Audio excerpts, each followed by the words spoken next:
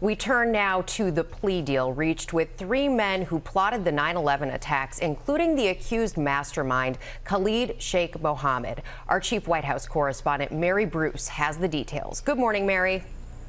Good morning, Rebecca. Well, this morning, the man accused of plotting the 9/11 attacks and two of his accomplices will now avoid the death penalty, pleading guilty in exchange for life sentences instead. As you can imagine, this news is being met with mixed emotions by the families of the victims. But prosecutors say this deal was the best way to bring finality and justice to the case.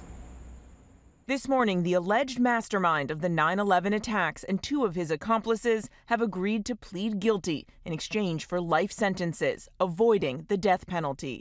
Khalid Sheikh Mohammed, as well as Walid bin Attash and Mustafa al-Hawsawi, reaching a deal with military prosecutors to plead guilty to conspiracy and murder charges.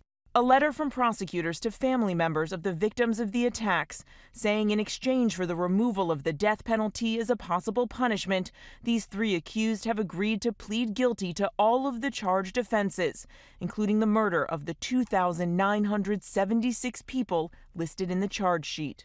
Prosecutors writing that the news will understandably and appropriately elicit intense emotion and be met with mixed reactions amongst the thousands of family members who lost loved ones, but saying it is our collective, reasoned and good faith judgment that this resolution is the best path to finality and justice in this case. But some families of the victims already outraged. The government is failing us. Dan DeLaura lost his twin brother John in the World Trade Center. Like many others, he wanted the defendants to face a trial and the death penalty.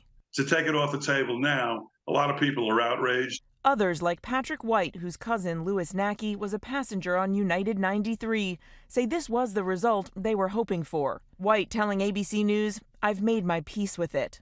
The deal, approved by the top military official overseeing the war court at Guantanamo Bay, comes after years of negotiations. U.S. authorities allege that Mohammed came up with the idea to use planes as weapons, helping Osama bin Laden plan the hijackings, trainings, and targets. Captured in 2003, Mohammed was subjected to 183 rounds of waterboarding and other forms of torture while in CIA custody, before arriving at Guantanamo in 2006.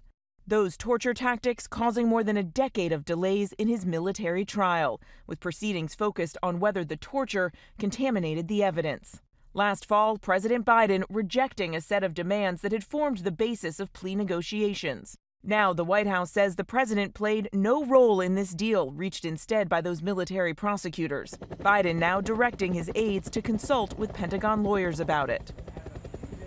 Now, Mohammed and the other two men have agreed as part of this deal to answer questions from the victims' families regarding their roles and reasons behind their involvement in the September 11th attacks. The three men could submit their pleas in open court as early as next week. Robin. All right, Mary, as always, appreciate your reporting on this.